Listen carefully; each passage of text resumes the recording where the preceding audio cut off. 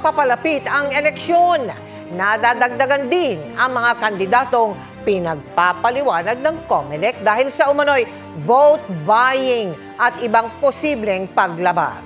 Kabilang dyan ang naglalaban sa pagkaalkalde sa Maynila. Nakatutok si Sandra Aguinaldo. Inisyuhan ng show cause order ang dalawang kandidato sa pagka-mayor ng Maynila.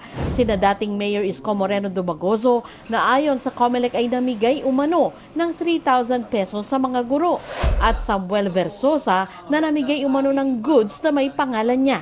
Si Dumagoso wala muna raw reaksyon dahil hindi pa niya natatanggap ang show cause order. Sa isang Facebook Live naman, nanawagan si Sam Versosa na huwag magbenta ng boto sa may buweltang may nadiskubre daw siyang bilihan ng boto sa Maynila. Nandito ako sa Sports San Andres Complex. Nagbibigay ng 1,000 ngayon. Kami pa yung babalik na rin na bumibili ng boto. Mas malinaw ang vote buying nandito sa San Andres Complex. Kayo na humusga sino ang tunay na namimili ng boto. May show cause order din si Mayor Dale Gonzalo Malapitan ng Caloocan dahil sa posibleng abuse of state resources matapos umanong mabigay ng mahigit 3,000 pesos. Sa isang statement, sinabi ni Malapitan na bahagi ng programang Agapay sa Manggagawa ang pinamahaging pera. Nabigyan daw ng COMELEC ng exemption ang programang ito para tuloy-tuloy na mabigay sa mamamayan.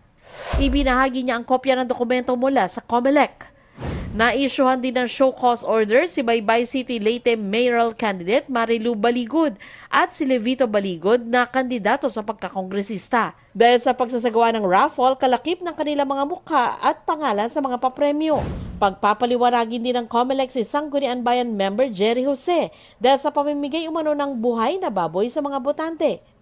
Pinagpapaliwanag din ang mga kandidato para sa Sangguniang Bayan, Panlunsod at Panlalawigan na sina Ana Katrina Marcelo Hernandez dahil sa pamimigay ng mga electric fan, bigas at t-shirt at si Julian Edward Emerson Coseteng dahil sa pamimigay ng papremyong 500 piso sa isang e-wallet app. Sinusubukan namin kunin ang kanilang mga pahayag. Para sa GMA Integrated News, Sandra Aguinaldo, nakatutok, 24 oras.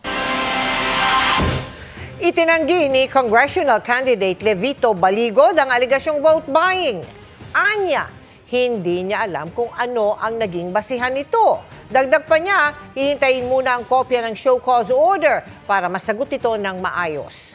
Pero ngayon pa lang, iginiit niyang hindi sila nagpa-raffle at wala ring planong magkasanang raffle na labag sa election law.